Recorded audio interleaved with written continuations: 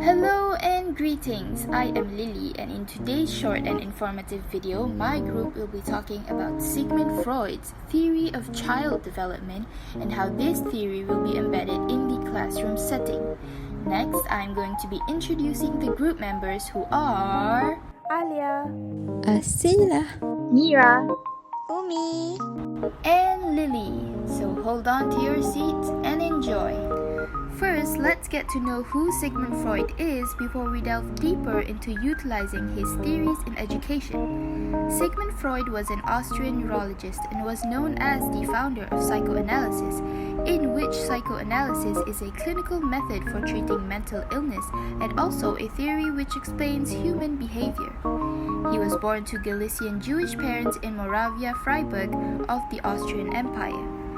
Freud believed that events in our childhood shape our personality as adults. For example, anxiety sourcing from traumatic experiences from one's past, hidden from consciousness, might cause problems during adulthood. Now, let's get to know one of the most popular cases related to Sigmund Freud. The hysteria and treatment of NO was described in studies of hysteria by both Sigmund Freud and his friend and mentor Joseph Breuer. Although NO is closely associated with Freud, it is believed that he never actually treated her. It was, in fact, Breuer who saw the patient. This case was the catalyst of psychoanalysis that marked a turning point in Sigmund Freud's career. Now, who is NO? NO was a brilliant and intelligent woman who suffered from hysteria, a condition in which the patient exhibits physical symptoms like paralysis, convulsions, hallucinations, and loss of speech without an apparent physical cause. While Breuer proposed that the cause of the hysteria is organic, Freud was convinced that the symptoms had a relation to the past traumatic experiences of the patient. He proposed that physical symptoms are often the surface manifestations of deeply repressed conflicts. However, Freud wasn't just advancing an explanation of a particular illness. Implicitly, he was actually proposing a revolutionary new theory of the human psyche itself. As a result of developing this theory through clinical investigations, it led Freud to propose that there were at least 3 levels of the mind, which are the conscious, subconscious, and unconscious, that will be explained further in the video. Before getting into the more detailed part of Freud's theories, let's get the basics clear first. According to Freud's psychoanalytic theory of personality, he believed that human behavior is the result of the interactions of the 3 major components, which are the id, ego, and superego. These conflicts happen as a child grows up, where they navigate through life and contemplate between social expectations and biological drives. The unaware conflicts from these interactions are what help develop one's personality. Next, he also claimed that the conflicts happening unaware were influenced by sexual identification, which he identified as the 5 stages of psychosexual development. At the same time, it is also believed to affect the outcomes of the conflicts between the 3 major components mentioned before. Before we get into those 3 components, let's dive further into the 3 levels of the mind that was mentioned in the NO case. These are the conscious, the subconscious, as well as the unconscious, in which Freud represents them in an iceberg. The conscious mind, which located at the tip of the iceberg, consists of the mental processes that we are aware of. For example, you make a decision to get a drink, and you know that the reason such a decision is made is because you feel thirsty. Now, just below the level of consciousness is the subconscious. This level stores the thoughts and feelings that a person is not presently aware of, but can be easily brought to consciousness. For instance, you don't think of your phone number every second of the day, but you can immediately recall it when needed. At the bottom of the iceberg, unseen from the surface, lies the unconscious. Though they influence judgments, feelings, and behavior, Information stored in here are inaccessible to the conscious mind, and Freud believed it was because the unconscious stores significant and disturbing materials that are too threatening to acknowledge fully. This includes the primitive urge for sex and aggression, which often doesn't reach awareness because they are unacceptable to our rational, conscious selves. Are you still with us? Because once you know about the levels of consciousness, you sort of have committed to learning the three components that make up the human personality: the ID, the ego, and also the superego. The ID, which Freud believes works at an unconscious level, comprises two basic instincts called eros and thanatos, which directly equal to life and death. The life instinct, eros, is a person's drive to survive. It directs to life-sustaining activities such as respiration, eating, and sex. In contrast, thanatos, the death instincts, is a set of destructive forces present in all human beings. When directed to others, it is expressed as aggression or violence, and when directed to oneself, it is expressed as a self-harm. However, according to Freud, eros is stronger than thanatos, hence why most people try to survive rather than self-destruct. Next up is the ego, which develops from the ID during infancy. See how the ego sits on both the conscious and the unconscious? The goal of these components is to satisfy the ID's needs in a socially acceptable ways. It is balanced between the instinctual forms of personality and the moral form of personality. Freud compared this to a scenario in which the ID is a horse and the ego is the rider. The rider gives direction and guidance while the horse provides power and movement. Without its rider, the horse is free to roam anywhere it pleases and do anything it wants. To get the horse to get where the rider wants it to go, the rider offers its direction and commands. The superego, on the other hand, develops during early childhood. Unlike the ego, the superego follows morality and motivates us to behave in a socially responsible and acceptable manner. In simpler words, the ego is what we call common sense, and the superego is what we call the conscience. Getting deeper into this theory, Freud also theorizes that there are a few different factors that affect one's personality. They are the cathexis and the anti-cathexis, along with life and death instincts. First, cathexis and anti-cathexis. Freud believes that the libido creates psychic energy. He suggested that our mental states were influenced by two competing forces, which are the cathexis and the anti-cathexis. What is cathexis, you might be wondering? Well, cathexis is defined as a mental investment in a person, a concept, or an object.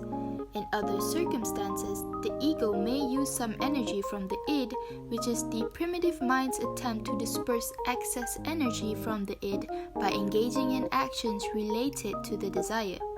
If you're hungry, you can conjure up a mental image of a scrumptious meal you've been craving. An analogy to make you understand easier is, imagine when you are stuck in a meeting.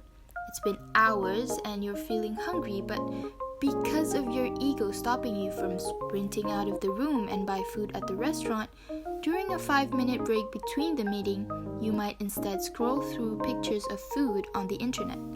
Some people even watch mukbang videos, which are videos of people eating a huge load of food in order to appease their hunger. Next, I'll be explaining about the anti-cathexis. So this is when the ego blocks the socially inappropriate needs of id through the anti-cathexis. One prevalent form of this is repressing wants and desires, but this requires a large amount of energy. There's only so much libidinal energy available, according to Freud's notion. So there will be less energy for other processes when a lot of energy is committed to repressing impulses via the anticathexis. Next, let's talk about the defense mechanism. Freud's theory on the defense mechanisms is one of the most complicated to explain, but we'll be explaining it in brief. The 6 defense mechanisms exist to distort a person's consciousness in such a way that it avoids a stimulating environment from being created by a more genuine understanding of one's own thoughts and feelings. The goal of implementing a defense mechanism is always to prevent or reduce discomfort or anxiety. The first one is repression. Repression is an unconscious mechanism employed by the ego in preventing upsetting or threatening thoughts from becoming conscious. This process, for example, can be used to suppress an individual's violent thoughts about a parent of the same sex, which will be explained further into the video. The second defense mechanism is denial. Denial involves blocking external events from awareness. When there are situations that are too much to handle, the person just refuses to face it because they are too scared to experience it. For example, when someone gets into a fight with their friends and they don't want to say sorry and admit their mistake, they would just run away to not face the problem, even though a simple apology would solve the conflict between both of them. Projection is the third defense mechanism. It involves people attributing another person's objectionable thoughts, feelings, and motivations to themselves. For instance, you may despise someone, but your superego tells you that such hatred is unacceptable, so you solve the problem by believing that the person you despise also despises you. Other than that, displacement is also one of the defense mechanisms. It is when one satisfies their impulse by displacing it on a substitute. For example, someone who is frustrated with their friends in real life or maybe at their boss at work might take out their frustration by insulting people online. The fifth defense mechanism is regression. Regression is when one psychologically moves back in time when faced with stress, such as when an adult goes back to their habits as children when they are faced with stress. And the last one is sublimation. Sublimation is when you satisfy your impulse with a substitute, but opposite to the placement, you satisfy it in doing something socially acceptable. For example, some people go for a run or jog whenever they feel angry or sad, and thus they're also improving their physical health at the same time, without hurting anyone else in the process, unlike the displacement defense mechanism. Now brace yourselves, because we are about to enter another branch of the Freudian theory, the 5 psychosexual stages.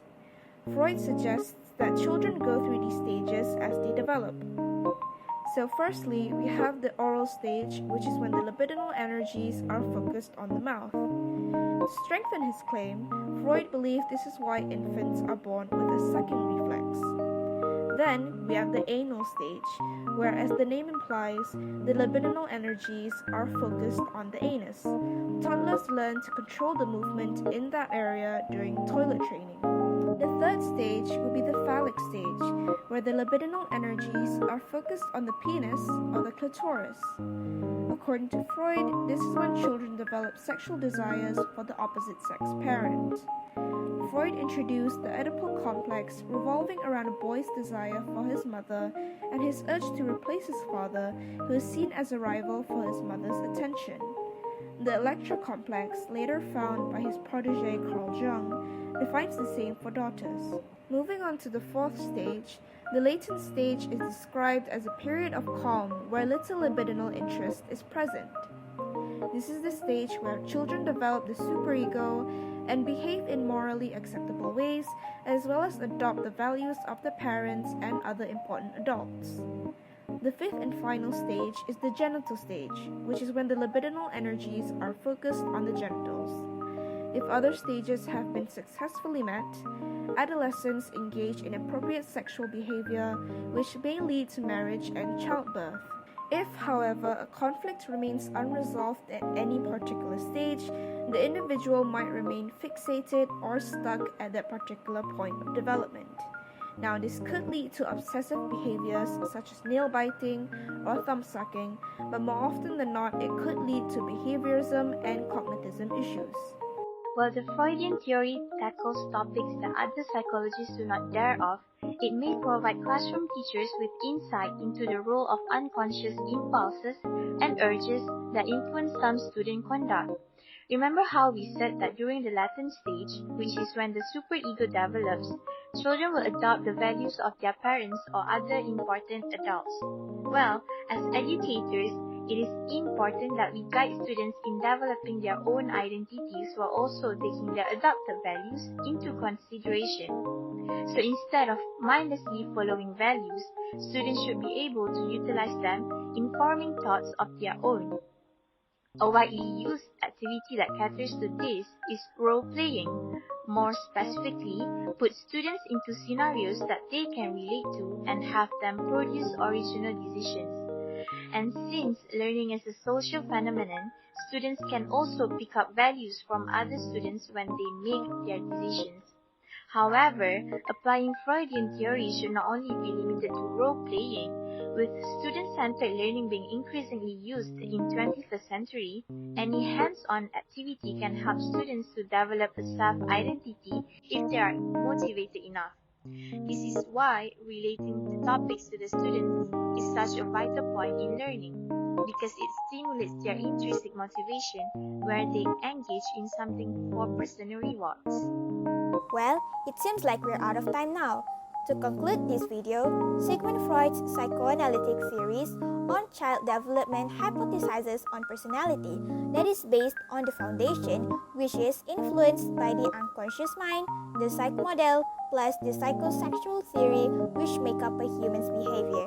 It is important to implement these theories in the classroom as a teacher, as these theories play a huge role in helping teachers understand their students and guide them in their school journey, which is also the crucial stage of growth of their life. By implementing it in the class successfully, teachers would be able to shape healthy personality and traits in their students that would help them grow into reliable adults in the future.